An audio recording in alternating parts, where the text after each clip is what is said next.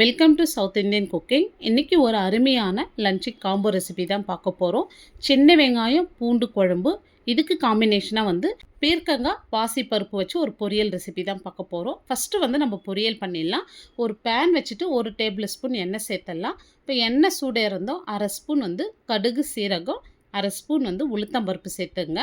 இப்போ இது கூடவே ஒரு 5லேருந்து 6 பல் பூண்டு இடித்து வச்சுருக்கேன். ஒரு 3 பச்சை மிளகாய், கொஞ்சமாக கருவேப்பிலையும் சேர்த்துருங்க. இப்போ பருப்பு கலர் லைட்டாக செவந்து வரட்டும்.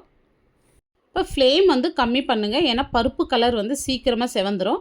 பாருங்கள், இந்த அளவுக்கு கலர் மாறுந்தோம். ஒரு பெரிய வெங்காயம் நல்ல பொடியை கட் பண்ணிவிட்டு சேர்த்துங்க. இப்போ வெங்காயம் ஓரளவுக்கு வதங்கி வரட்டும். இப்போ வெங்காயம் ஓரளவுக்கு வதங்கினா போதும், நிறைய வதங்க தேவையில்லை.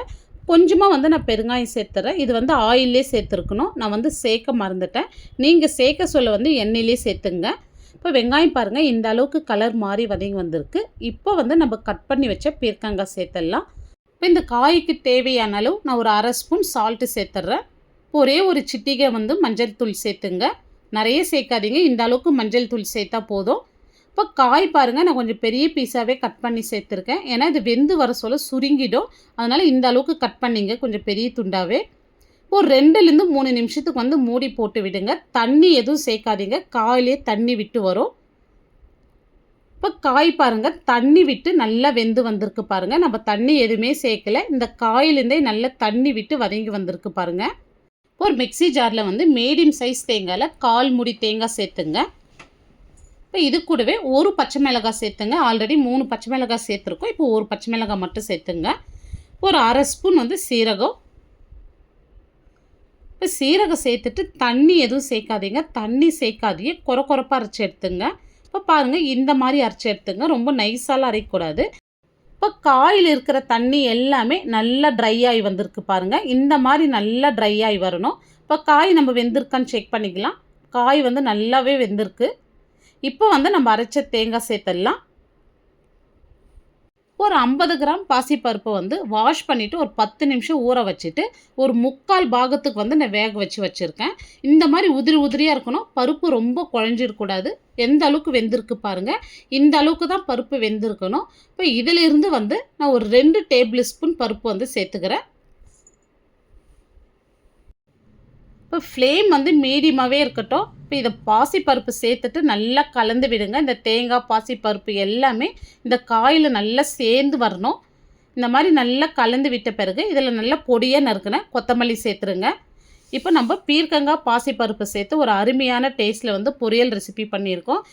இப்போ நம்ம சின்ன வெங்காயம் பூண்டு குழம்பு செய்ய போகிறோம். ஒரு பேன் வச்சுட்டு ஒரு 3 டேபிள் ஸ்பூன் எண்ணெய் சேர்த்துக்கிறேன். எண்ணெய் கொஞ்சம் எக்ஸ்ட்ராவே சேர்த்துங்க இதுக்கு. இப்போ எண்ணெய் சூடு இருந்து ஒரு 1/2 ஸ்பூன் கடுகு. இப்போ கடுகு நல்லா பொரிஞ்சு வந்தது ஒரு 1/4 ஸ்பூன் வெந்தயம், 1/4 ஸ்பூன் சீரகம் சேர்த்துங்க. இப்போ இது நல்லா பொரிஞ்சு வரட்டும். இப்போ இது நல்லா பொரிஞ்சு வந்தது ஒரு 20 பல் பூண்டு சேர்த்துருங்க. இப்போ ஒரு 3லேருந்து 4 ரெட் சில்லி சேர்த்துங்க. கொஞ்சமாக கருவேப்பிலை சேர்த்துருங்க.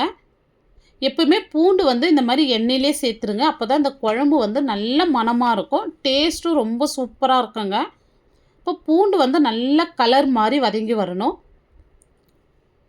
இப்போ பார்த்தீங்கன்னா தெரியும், பூண்டு கலர் பாருங்கள், இந்த அளவுக்கு நல்ல கலர் மாதிரி வந்திருக்கு. இப்போ ஒரு 150 கிராம் சின்ன வெங்காயம் சேர்த்துக்கிறேன். இப்போ இந்த சின்ன வெங்காயமும் நல்லா கலர் மாதிரி வதங்கி வரணும். இப்போ சின்ன வெங்காயம் பாருங்கள், இந்த அளவுக்கு கலர் மாதிரி வதங்கி வந்திருக்கு. இப்போ காரத்துக்கு 1 ஸ்பூன் சில்லி பவுடர், 1 ஸ்பூன் தனியாத்தூள், 1/4 ஸ்பூன் மஞ்சள் தூள். இப்போ வீட்லேயே அரைச்ச குழம்புத்தூள் நல்லா கோபுரமாக 2 ஸ்பூன் சேர்த்துக்கிறேன்.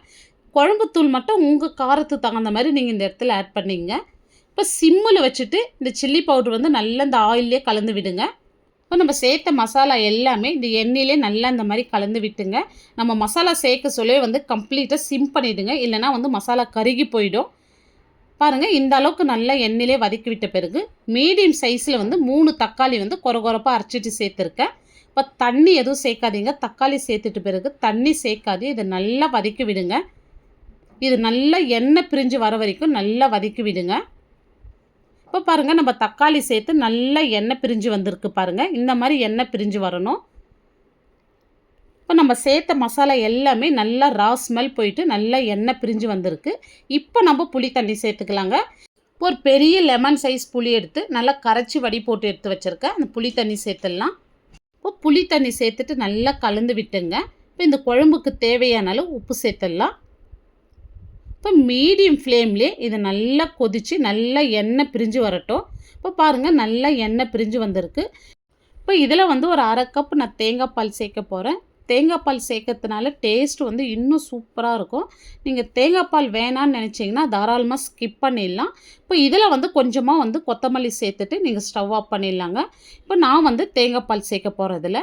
இப்போ நான் 1/2 கப்பு வந்து தேங்காய் பால் சேர்த்துக்கிறேன். இப்போ தேங்காய் பால் சேர்த்துட்டு நல்லா கலந்து விட்டுங்க.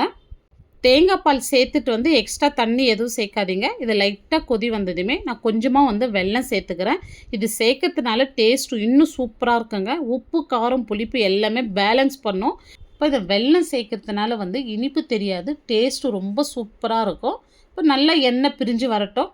இப்போ பாருங்கள் நல்லா எண்ணெய் பிரிஞ்சு வந்திருக்கு. இப்போ சின்ன வெங்காயம் பூண்டு குழம்பு ரொம்ப சூப்பராக ரெடி பண்ணிட்டேங்க.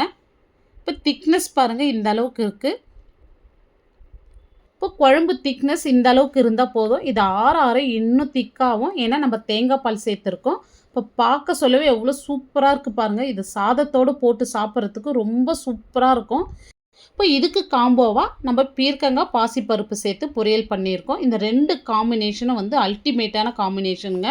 கண்டிப்பாக வந்து நீங்கள் ட்ரை பண்ணி பாருங்கள்.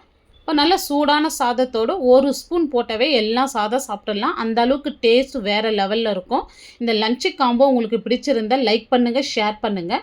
நம்ம சவுத் இந்தியன் குக்கிங் சேனலை ஃபஸ்ட் டைம் பார்க்குறீங்கன்னா சப்ஸ்கிரைப் பண்ணிவிட்டு அப்படியே ஆளுன்ற ஆப்ஷனையும் கிளிக் பண்ணிவிடுங்க. அப்போ தான் நான் போடுற வீடியோ உங்களுக்கு உடனுக்குடனே நோட்டிஃபிகேஷனாக வரும்.